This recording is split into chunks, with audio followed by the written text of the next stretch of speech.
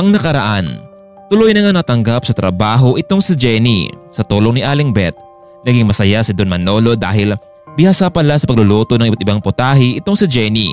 Samantalang hindi naman dinadalaw ng antok itong si Nathan dahil sa kakaisip nito sa dalagang nagtatrabaho sa kanilang mansyon. Tila may plano itong si Nathan para hindi na siya kulitin ng kanyang ina. Balak niya kausapin si Jenny kung papayag ito sa kanyang iniisip ngayon. Bumangon muna ang binata at nagtungo siya sa kusina para uminom ng tubig. Ngunit laking gulat niya na mangita niya roon si Jenny habang kumakain. Anong ginagawa mo dyan?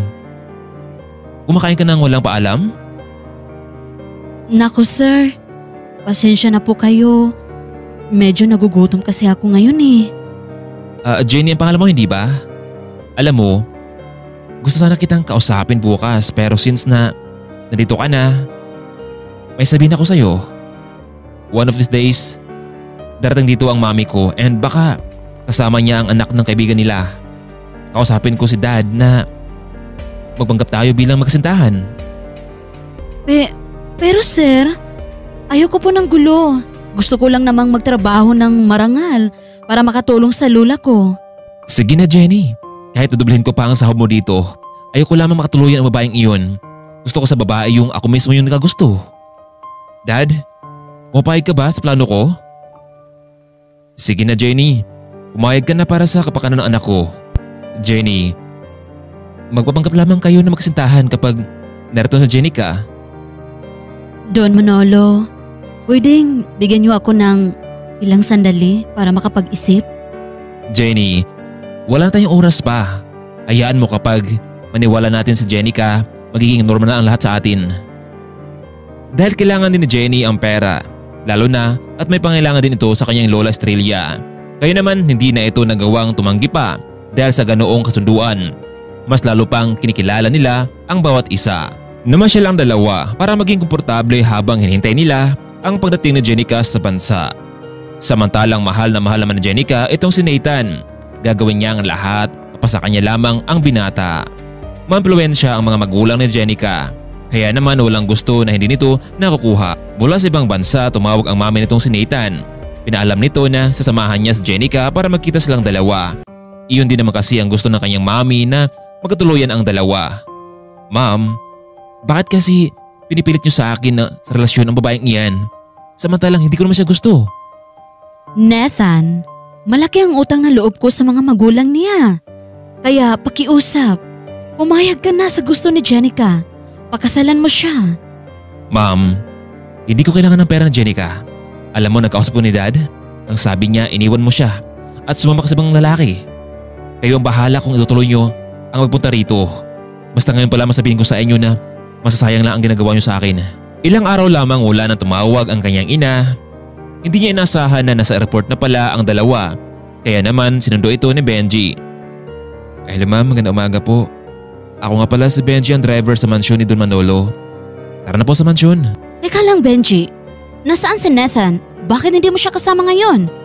Ma'am, meron siyang inasakaso ngayon eh. Kaya pinasabi niya sa akin na sa mansyon daw kayo makikita. Okay Benji. Siya nga pala. Ito nga pala ang fiancé ni Nathan. Si Jenica, soon to be wife. Nice to meet you ma'am. Umalis na mga ito sina Benji pabalik sa mansyon. Tita, I'm excited na makita si Nathan. Ganun ba talaga kapag in love ka sa isang tao, gagawin mo ang lahat? Ganun nga, Jenica. Pero don't worry, I help you para mapasayo na si Nathan ng buong buo. Nakarating na sila sa mansyon, agad bumungad sa kanila itong si Don Manolo. Welcome back Mildred, hanggang ngayon talaga ay maganda ka pa rin. Nasaan si Nathan? Gusto naman siyang makausap. By the way Manolo, ito nga pala si Jenica. Siya ang magiging fiancé ng anak natin.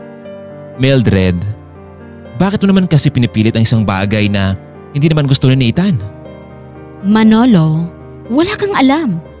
Ako ang mas nakakaalam para sa kabutihan ng anak ko. Ganyan na ba talaga kataas ng pride mo? Mildred, hindi maging ganito si Nathan kung hindi dahil sa'yo. Kaya ko naman kayong buhayin, hindi ba? Pero nagpumilot ka pa rin na umalis kasama ng lalaki mo. Manolo, wag na nating balikan pa ang mga nakaraan. Mag-move on na tayo. Mildred, naka-move on na ako Mildred. Di ko lang kasi matanggap na pati ang sariling desisyon ng anak natin ay ikokontrol mo. Bakit Manolo? Nasaan ka ba? Ako ang nagpalaki sa kanya, kaya ako ang mas may karapatan sa anak ko. Maya-maya pa bigla na lamang nagsalita itong si Nathan. Ma'am, stop. Dad, pwede po bang iwan niyo muna kami? Mag-usap lang kami tatlo. Mabuti pa nga iho. Paalisin mo yung tatay mo. Huwag kayong mag-alala dahil sa hotel naman kami tutuloy ni Jenica. Ilang minuto pa ay bigla na lamang lumapit ang dalaga at niyakap na mahigpit itong si Nathan. Honey, I miss you so much. Siya nga pala, nakausap ko na mga parents ko at pumapayag na silang may kasal tayo ng madaling panahon. Jenica, baka nabibigla ka lang. No, Nathan. Gagawin ko ang lahat para sa'yo. Jenica, ang totoo, maraming mga klase natin noon na may gusto sa'yo. Pasensya ka na pero may girlfriend na ako. Anak, anong pinagsasabi mo? Yes ma'am, may girlfriend na ako. Jenny, halika dito. Ma'am, Jenica, this is Jenny, my girlfriend, and soon to be my wife. No! No, Nathan! Hindi ito maaari. Pero ito ang totoo, Jenica. Tanggapin mo ang lahat na di kita mahal. Mahal ko si Jenny, siya ang babaeng dadalhin ko sa altar. Anak, at saang lupalop mo naman nakita ang babaeng ito? Ma'am, kahit saan siya galing, wala akong pakialam doon. Ang malaga sa akin ngayon ay mahal niya ako at mahal ko rin siya.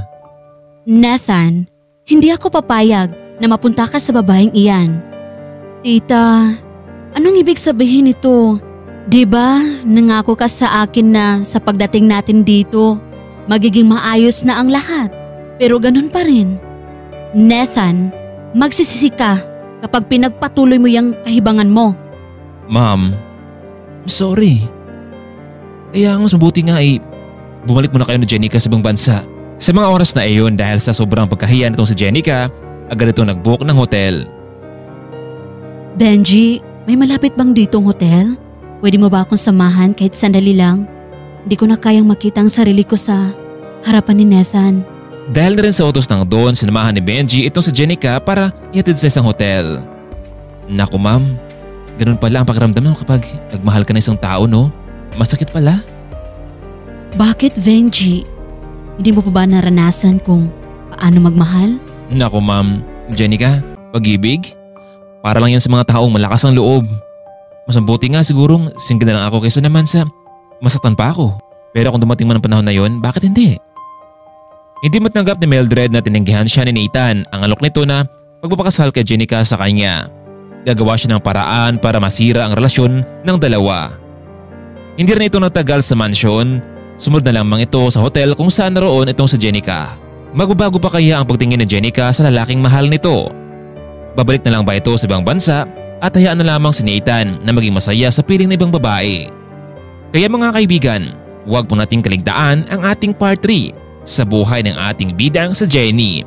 At kung nagustuhan niyo ang ating part 2 ay huwag kalimutang i-like at mag-subscribe.